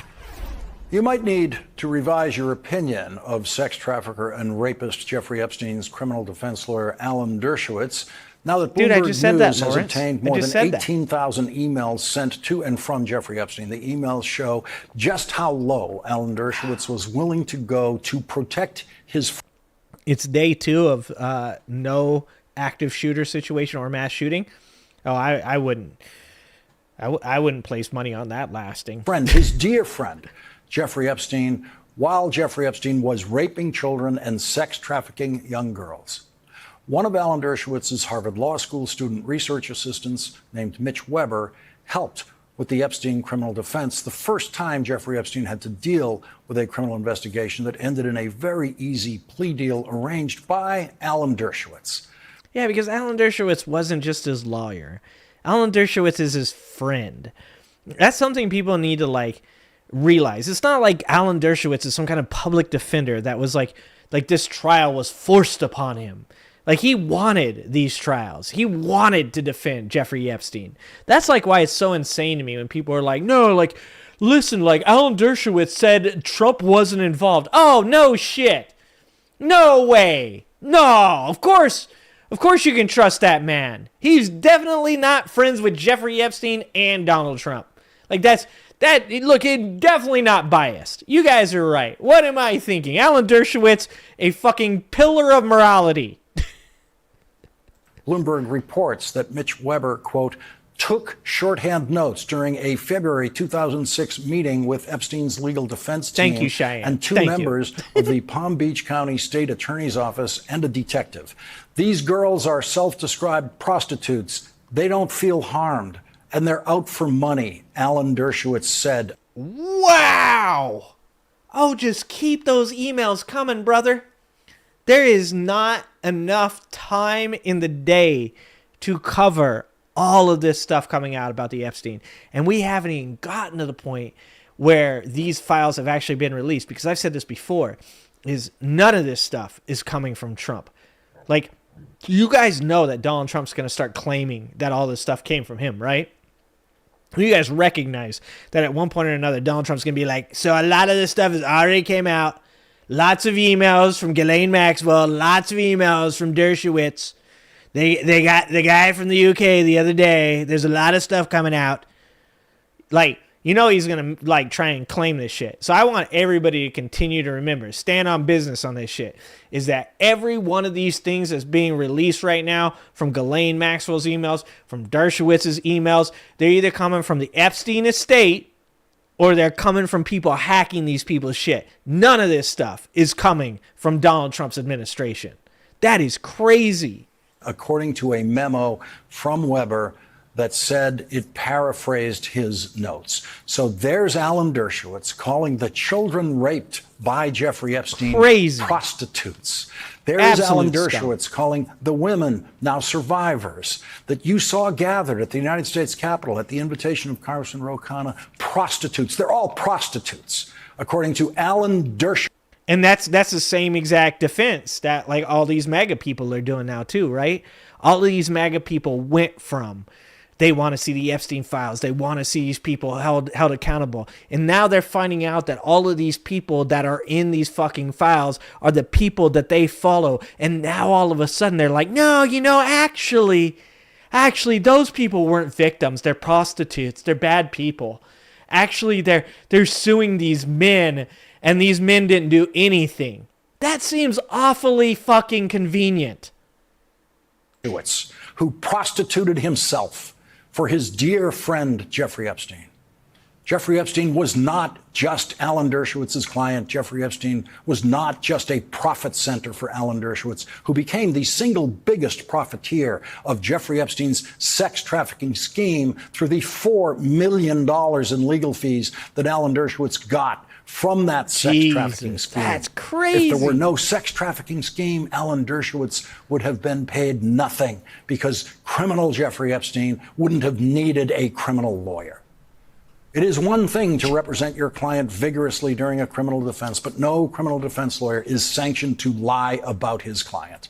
Alan Dershowitz went far beyond criminal defense and sent an email letter to Jeffrey Epstein's friends, who were also friends of Alan Dershowitz, to try to rehabilitate Jeffrey Epstein's reputation. Dude, Lawrence O'Donnell is pissed. You know, this is what I like. Because I keep saying this about watching, like, when you watch MSNBC or CNN or any of these, like, media outlets, it's like, it's crazy to me to watch these people just talk about this shit with just like a, this is crazy, isn't it? It seems like there might be an authoritarian dictator in power. Pretty crazy. Wow, what do you think about that, Jim? Well, you know what, Rhonda? It is crazy. It seems like, wow, this guy, he could be a dictator. Whoa, isn't that crazy? Well, yeah, it is, Jim. Like, dude, watching these fucking people, like, just talk about this shit on the news is just, like, insane. Absolutely insane to watch. Meanwhile, Lawrence O'Donnell here is like, this dude is scum. He's a terrible human being. He's a piece of shit. And I'm like, I feel that emotion. I like what this man is doing. With his friends. Now, there is nothing legal about the letter that Alan Dershowitz sent to those friends. And it includes the worst lies of Alan Dershowitz's long life. Bloomberg News reports Alan Dershowitz wrote, I am writing this letter to Jeffrey's close friends as one of his close friends, not as a... Wow. Dude, and you guys, I know you guys probably saw the ex-wife of Andrew, right? That had sent similar emails saying that she was so sorry for calling him a pedo in an interview. Now, she claims that he had called her and threatened her family and stuff if she didn't, like, redact it or whatever. And I do have some sympathy for that. Like, I don't know who this woman is. She is Prince Andrew's ex-wife, so at least that shows some sense, some common sense.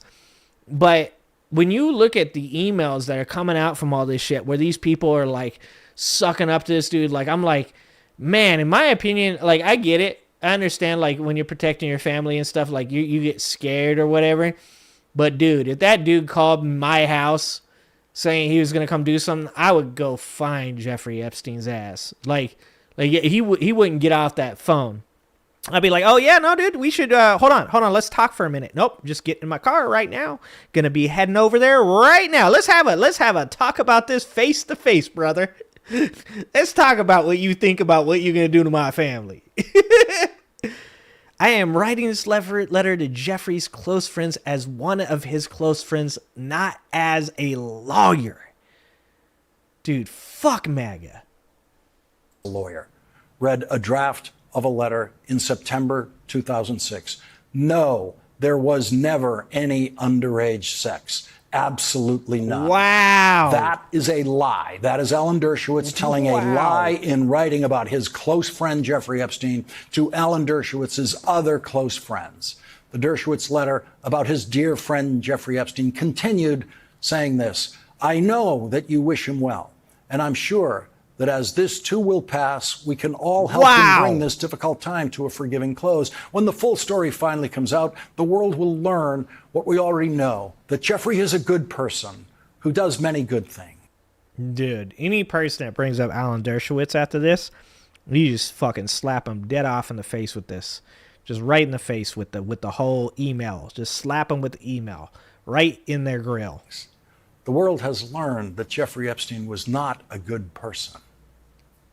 That lying letter was signed cordially Alan Dershowitz, and with that letter, the world has learned what kind of person Alan Dershowitz is. Dude, Lawrence. When Bloomberg reporters asked Alan Dershowitz about that letter last week, he told them he does not recall the letter.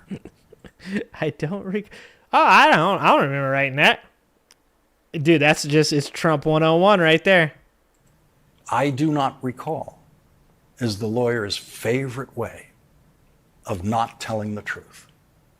Joining us now is Democratic Congressman Ro Khanna of California. Yeah, let's go, Ro. House Oversight Committee. Congressman Khanna, this is the wall you've been trying to knock down that Alan Dershowitz was building for years with the lie that these children were prostitutes. The women who came as survivors to the Capitol, Alan Dershowitz was calling prostitutes. And that's the kind of lie that got Jeffrey Epstein as far as he went. It's just disgusting. Maybe it's because I've met these women and survivors. I mean, for him to be calling them prostitutes, here they are so courageous telling their story. And you know what? We're going to actually be having more of these survivors on October 7th. They're going to. Oh, snap. He said on October 7th. Oh, snap.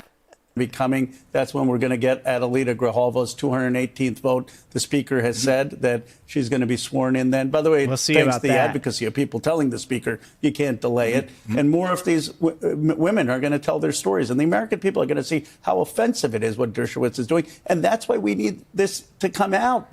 Dude, even if, okay, so let's say they swear in Grijalva on October 7th. How much you want to make a bet they use October 7th as a distraction? How much you want to make a bet that Trump and everybody in his administration make October 7th about Israel? Like, I bet you money they will ride right over that with this shit.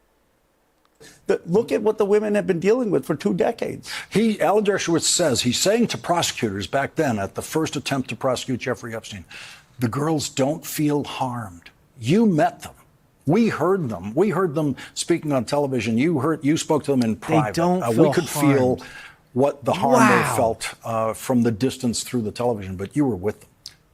Well, this is why they are so desperate for the files to come out. This is why they're so desperate for justice. It has actually nothing to do even with Trump. They've been crying and talking about this for 2 decades, and they keep getting dismissed. They get labeled prostitutes. They have been discarded by our society, and for the first time, they feel heard.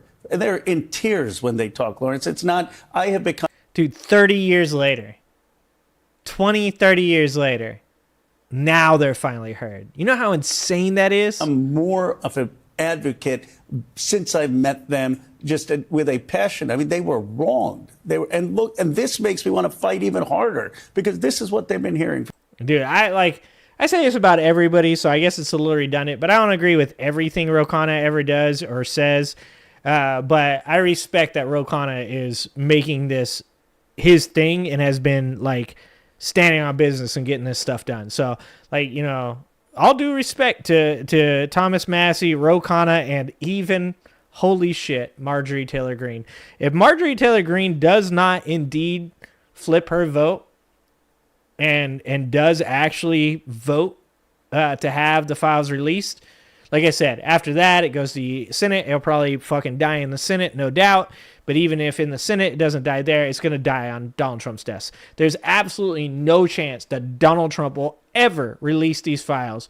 Really, what these Democrats are doing is trying to show everybody out there that Donald Trump is hiding and protecting these people that are in the files, if not hiding and protecting his damn self for being in those files. So good on Ro Khanna. For the last 15 years. Good on him. And also, good on Lawrence. Good on Lawrence O'Donnell. Because this dude's actually doing stuff. Like, this dude's actually saying things and showing emotion and actually, like, being a real human being and not just being a political pundit, right? Like, it's great to see somebody in, like, news media actually being upset and not just talking about this with that fucking, like, blank face, like, wow, this is weird that this is going on, this thing that we've talked about for, like, 8 years. So, good on him as well. What's happening, Jeremy? Good to see you. You've had some problems lately? Hopefully well, I think we've all had problems lately. Yeah, they need to be leaked in. And that's probably what it's going to come down to. I do not believe that you will ever see the unredacted Epstein files released by Trump's administration. I think they will have to be released. I did want you guys to watch this because this was funny. Dude, as soon as I saw the thumbnail for this, I was like, you guys, we got to watch this. Lawrence has done a segment on Epstein every night since July. Me and Lawrence should tag team. Me and Lawrence both have the same idea. Good job, Lawrence. Good job, Lawrence. Like I said, you give credit where credit is due. Got plenty of criticism for Democratic politicians. I've got plenty of criticism for news media, but you give credit where credit is due. Ro Khanna doing a great job there. Thomas Massey doing a great job there. Lawrence O'Donnell doing a great job there. Like, this is, like I said, I'm not going to be one of these people that sits up here and, chooses the team and is never going to speak to what is actually going on. Like, I want to be able to call things as they are. And even if I don't agree with a lot of Thomas Massey's politics, I 100% agree with what he's doing in trying to get those survivors justice. And I don't feel bad or ashamed by saying that. I think it's great. So anyways, let's see. Let's watch this Kash Patel video. The moment I saw that was the thumbnail, and it's the Lincoln Project. Once again, I said this the other day. I was saying a Lincoln Project were conservatives that are against Trump, and somebody was like, no, they're not conservative. I'm like, yes, they are. They are Republicans that do not like Trump, that have fought against Trump. There's a lot of people out there that I probably wouldn't agree with on every single political topic, and, that's acceptable. We should be able to debate and argue and fight over things policy-wise, legislation-wise. But this MAGA Republican movement is way across that boundary. Like, there's no talking to these people anymore. They're fucking insane. They don't have any real policy. They don't have any real values. They literally are just willing to watch the country burn to the ground, and they don't care as long as they can make liberals cry. Like, this isn't a topic where you're, discussing, the correct way to, have immigrants enter the country. Like, I'm happy to have those conversations with people where, we talk about real things, like real policies, how tax dollars should be used when it comes to immigration. Those are real things that you can talk about or have talked about with people across the aisle in the past. But we're past that point with MAGA Republicans. They're not logical people. They don't have 2 brain cells left in their head to rub together to create an original thought. They're NPCs. They're cult members. And at the end of the day, they would watch this country burn to the ground before they will ever give anything back to liberals. And, so I just think it's important to remember that that's where we exist now, and people like this guy Kash Patel here, Crazy Eyes Cash, and the fact that obviously, in my opinion, They got something on this motherfucker. They brought him into the room. They had Donald Trump pee on him, and then they videotaped that shit. It's got to be something like that, allegedly, all right? Because this dude always looks like he has a carrot stuck up his beehole. He feels uncomfortable in the presence of anybody else because he knows that people know something. And this is from the Lincoln Project, who are conservatives who are calling him out for this. So good on them for doing that. For years, Kash Patel called for the release of the Epstein files. Who has Jeffrey Epstein's black book? FBI. But who? That's under direct control of the director of the FBI. Now Kash Patel is... Who is the FBI director? I can't remember who the FBI director is. Director of the FBI. What's he saying? You've seen most of the files. Who, if anyone, did Epstein traffic these young women to besides himself? Himself. There is no credible information. So the answer... Look at his ass. Look at that cockeyed ass Kash.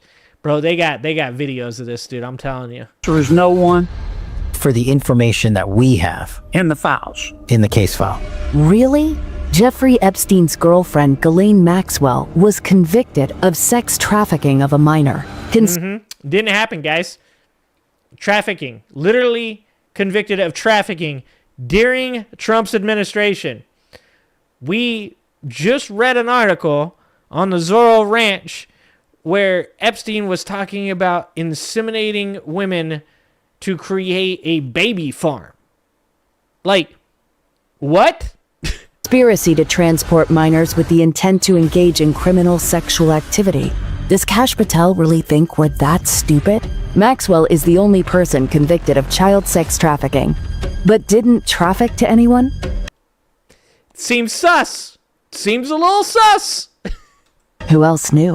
Who's Kash Patel protecting? Can't be too hard to figure out. Oh, shit.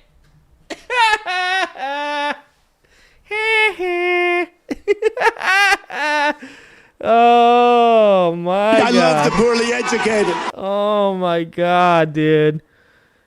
Is he protecting Obama? Is it possible? Oh my God.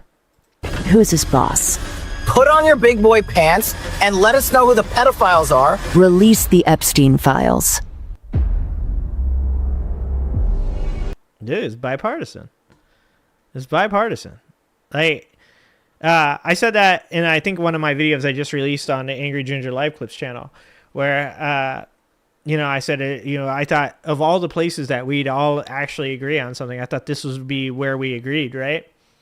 And this ended up being very disappointing in the way of seeing MAGA just prove exactly how much of a cult it is, that even when it comes to this point where they're harming children, that they don't care. They really don't care. In fact, they support it. So, I said that, and I got a comment on the video that was like, hey, just so you know, like, no, not all conservatives are MAGA. That's only MAGA. I don't believe that. Survivors of Epstein's violence, and they may one day actually get some type of justice, because these people, they're not doing this anymore, right? Like, these people didn't stop harming children. They're still out there, and they're still doing it, and they will continue to do it. And Tell talks like a dude that got diddled on camera, and they kept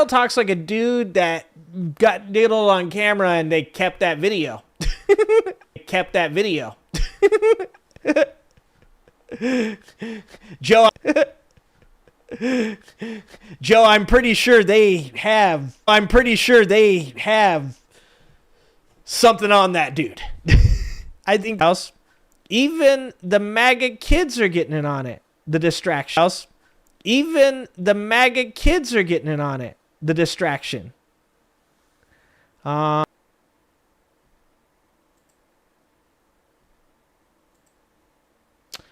Let's see.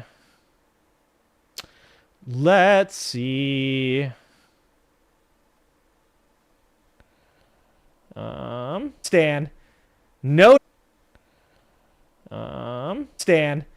No doubt. No doubt. Let's see.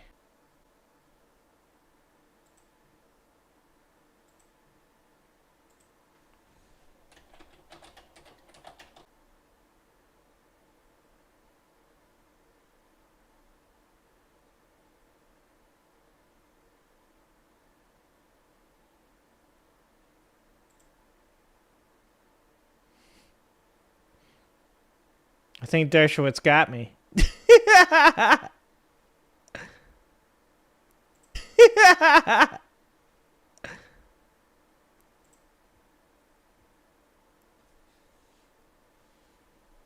Is it working now? Let's see. Something's working.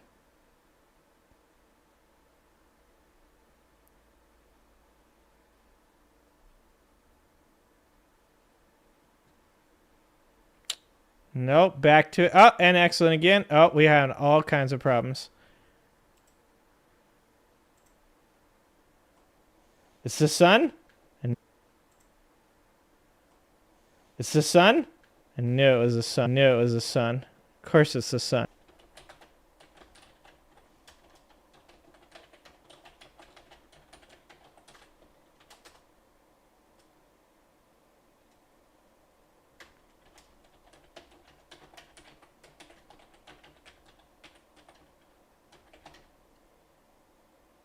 Am I back now?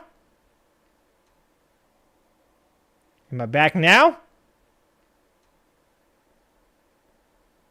Oh no, it keeps saying all kinds of... saying all the bad stuff. It's the deep state. It's good now? Are you guys just messing with me? Alright, let's just... I think we're gonna call... Alright, let's just... I think we're gonna call it for the night. Because it does seem like it's doing all kinds of weird stuff.